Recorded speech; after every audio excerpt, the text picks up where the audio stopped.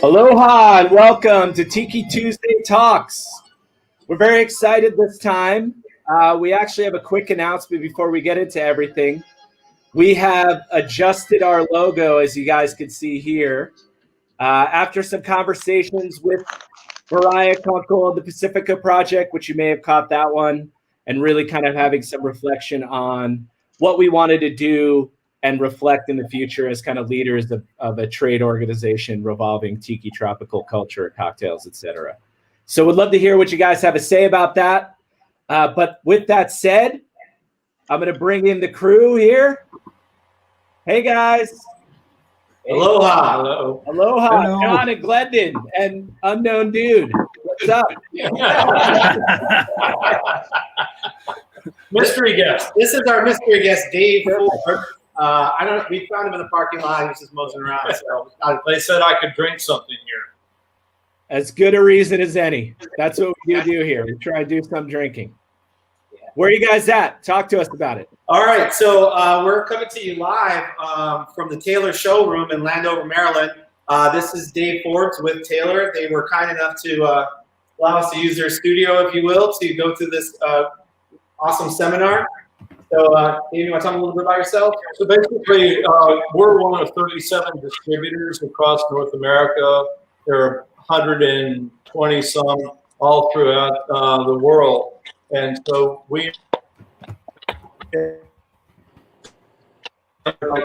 part of that is Taylor frozen cocktail machines. And so we represent them. We have for many, many years. Our preferred machine. Oh, look at that. So about frozen cocktail. Cool. Thanks for hosting. Appreciate it. Alana, you're with us. Hey. Where you at? What's going on? In Toronto, Canada, up north here. At the bar doing prep day. You know, usual. Well, it was Thanksgiving yesterday, so usual Monday on a Tuesday. Right. Did you eat a lot? What's the vibe? Well, we had like a little industry Thanksgiving with we're doing something called BBF, which was like a bartender's appreciation thing that we set up at a new venue that we just purchased. So we did that there. So we had Thanksgiving for industry people. I think 80 people showed up. Wow. Yeah, it was cool. That's cool. Very cool. Guillaume, what's going on, man? Hi, how are you guys? Good to be here. I'm here in the Plantation Rum showroom. Yeah. Perfect. Very good. Very good. Too bad I'm by myself, but right on. Right on. Steva? Hi, I'm actually at the Atomic Lounge today. Yeah, new view. Wow. Yeah. I wish you could see the whole bar. This is where I work on Friday and Saturday. So Cool. yeah. I like that. That wall element Right? there. Yeah, that's kind of vibey. Yeah. It's super vibey in here. Aaron from the Plant Sanctuary in Baltimore. Yes. Coming from you from the tropical oasis of Baltimore, Maryland, with my lovely plant Sandra, who is growing taller and taller every week. And love her from Plantation OFTD. So apparently that keeps her growing well. So Wow, there we'll you go go. to that. It's a new occasion. Absolutely. All right, guys, we're gonna check back with you shortly. Let's get to our main presentation here, gentlemen. Before we go to that, actually, a little bit of background. As mentioned, this is kind of a part 2 of the art of blending, which Jon has delivered live at Tiki by the Sea a number of times in a very fun setting. Going a little bit deeper, talking about the Slushie Machine. As usual, chat box and questions. If you guys are on Crowdcast, you can ask questions. Same thing on Facebook Live with the comments section. Please do share via both. Tip jar if you are so predisposed at Jon, Jon-Arroyo, Arroyo. Presentation will be 30 to 40 minutes. Cocktail session, I mean, it's pretty much the same this time. And then we'll have 5 questions with the Tiki fam. So let me bring you guys back in for this. I'll introduce these guys. Glendon Hartley, first, artist and bartender based in Washington, D.C. He began to educate himself while in university in all things alcohol related. Currently holds multiple certifications in spirits, notably the Bar 5-Day and something on Armagnac, which I'm actually trying to pronounce. Sounds very cool. I'd like to know more. He co-owns Service Bar, Super Rad Bar in DC, a lively neighborhood cocktail hub, and features a heavy rotation of local and seasonal ingredients currently in its 4th year. Year 4. Jon Arroyo, innovative visionary in the culinary world. You can tell I wrote that bio myself. Yeah. Created and oversaw the nationally recognized beverage program that drove 25% annual revenue for a $100 million valuation company for Farmers Restaurant Group. Most recently, created the company's award-winning craft distillery, Founding Spirits. Jon is at the helm of all operations for driving culinary concepts, talent acquisition, and innovative marketing strategy. He's currently branching out at the Copper Fox Distillery in Virginia, where he's implementing a beverage program.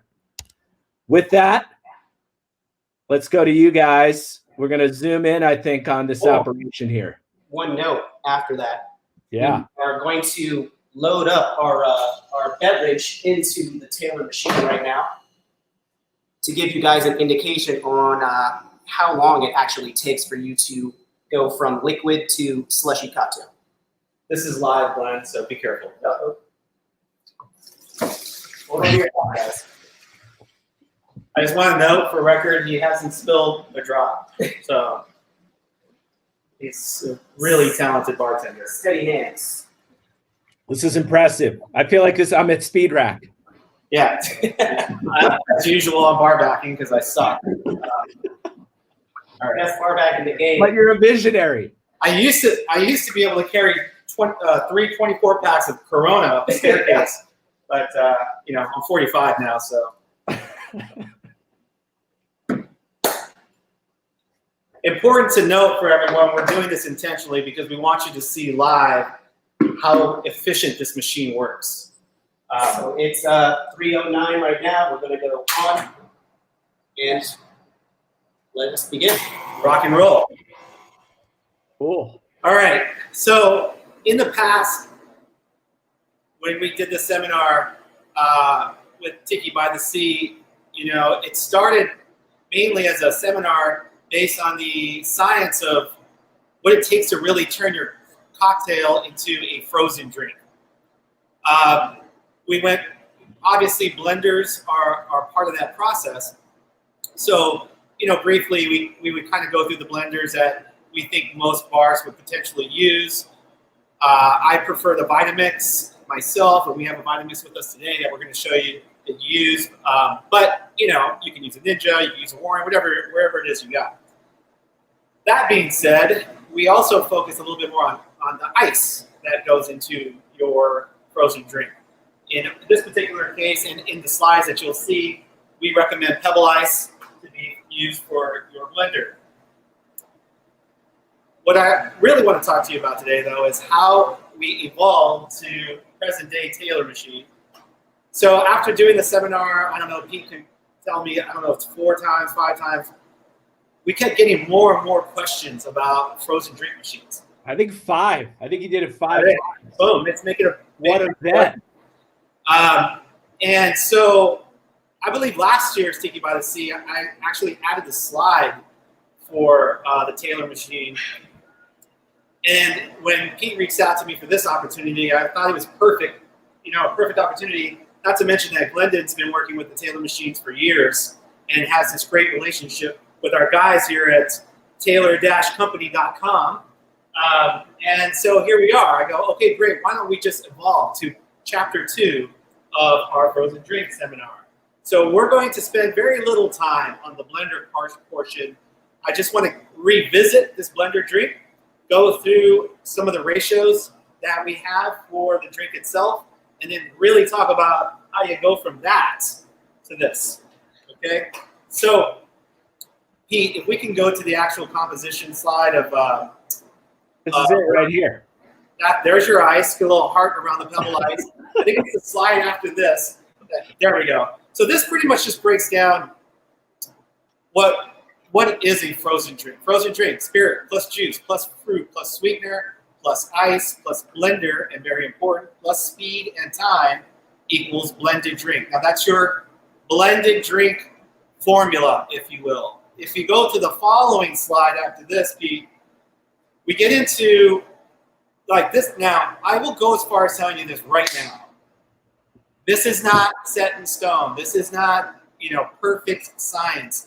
This is something that we have come upon during our experience of making blended drinks that basically says if you can keep your cocktail in this particular ratio world, chances are it's going to be a pretty good drink.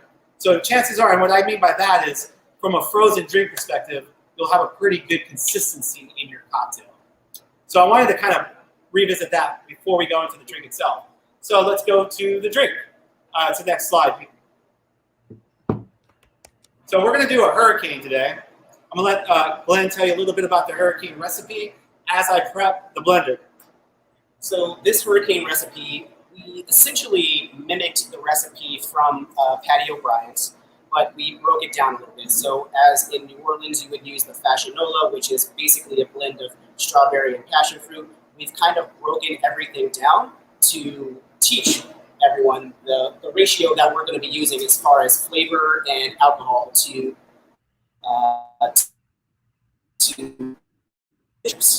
Just to give you guys a heads up really quick before I start blending this thing, give a shout out to my boys Plantation. And also, so everybody, be advised, Pete suggested that I use the bottle in front of my face for most of the seminar. So from this point forward, you're only going to see the bottle, not my face. But thank you again. So much better. You guys are awesome. Here we go. So right now, John is putting in the pebble ice that we have in the first slide.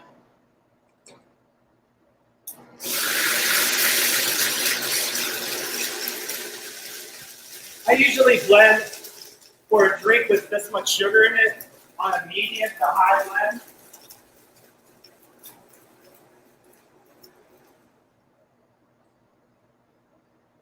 You're going to notice the dramatic difference in consistency to a blender. Wow, look at that. All right. To the blender version of a frozen drink versus the frozen cocktail machine. Let's taste this thing. So, one of the things we talk about a lot in frozen drink making is consistency of the drink itself. That's a very good concept. It really depends on what you want your customer/guest to experience with the frozen drink and what the drink is itself. So this is a hurricane. Hurricane, because of the amount of sugar in this particular cocktail, you're going to have a much broader scope of where you can have, you can go slushy, you can go frozen, you can go fluffy, you can go smoothie. So it's a very versatile cocktail. Whereas if we get a pina colada per se, that's going to be a completely different consistency that you might be looking for. The hurricane has a lot of bold flavors that transfer to a cocktail with a little bit more dilution in a big way. So you can taste all the flavors with the amount of water that you put into the beverage. Let's go ahead and show you where we're at with the machine. You want to pour a little taste to see where we're at consistency-wise. Glen will also talk a little bit about what we're looking for in the frozen drink. So we've had this in here for about 6 minutes now. And you can see the consistency. It's frozen, but it's not yet where we want it to be. Where we want it to be is when it has a little bit of a peak on top. And we're going to be there in about 4 more minutes, I'd say. But right now, this beverage, like I've consumed a lot of beverages at bars with this consistency. So we're here after 6 minutes, and this is looking beautiful right now. So literally 10 minutes in, you're good to go. Basically, yeah. I want to talk a little bit about what happens before we got to the part where Glen then put in the batch. One of the hang-ups of that you can do to yourself is obviously how do we go from single recipe to batch recipe? So let's talk through that a little bit. Specifically the hurricane recipe that we have for them inside. So once you break down the hurricane recipe, you basically have a sugar content, but then you have a syrup that's made of a flavor that's typically a little bit sour. So what ratio that I use for doing these types of cocktails is we take your citrus and then you essentially double your citrus with the amount of sugar that you're going to have on hand in your beverage. And then what I typically do is match that with the amount of spirit that you're putting in. So equal ratio of essentially of spirit to your sugar source, and then also with dilution. In that way, you can have different avenues in which to add flavor or subtract, and create a beautiful slushy cocktail. So that's the ratio that I choose to use, and the recipe that I've given you guys should reflect a little bit of that. We bumped up a little bit of the alcohol just to give it more flavor, and we played with the ratio a little bit, but that's the ratio that I tend to use. Generally, when you guys go from sorry, What do you say, Pete? when you guys go from something you might do on a blender to this, is this something you might test in a smaller format and then 100%. bump up? Yeah. You don't want to do a 64-ounce batch test. Right.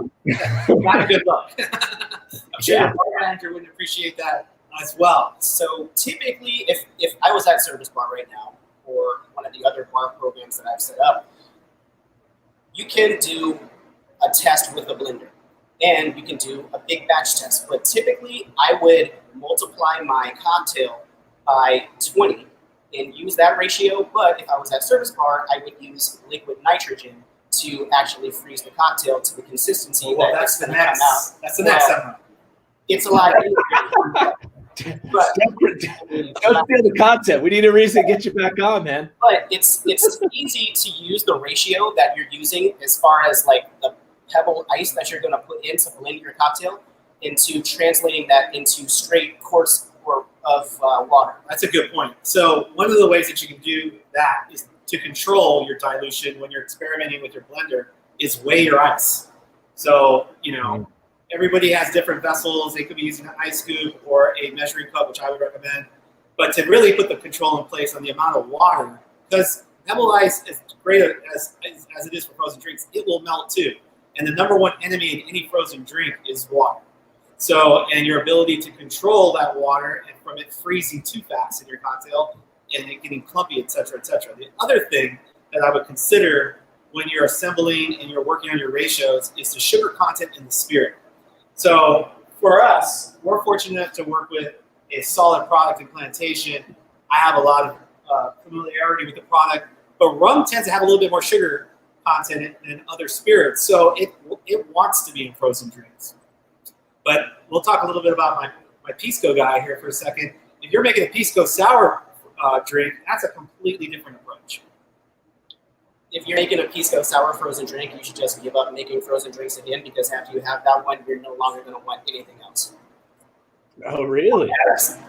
Of course, unless you have cachaça, right? Specifically, Except for cachaça. Except for cachaça. There you go. I thought that's what I heard you say. That's what I was Yeah, it was confusing. All right. let's check the machine. You can tell by the color, by the way, that this is probably very close.